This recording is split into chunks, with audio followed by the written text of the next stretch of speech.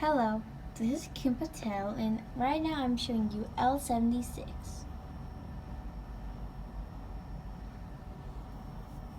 It's $140, weighs 79 grams, and is 4 3/4 inches long.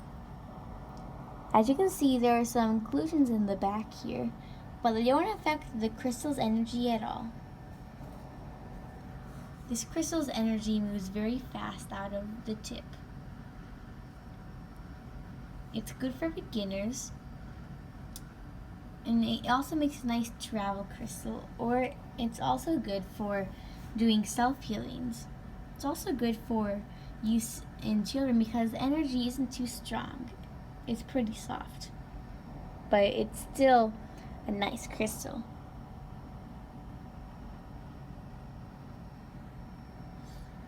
Go check it out at printed lifestyle.com. Goodbye.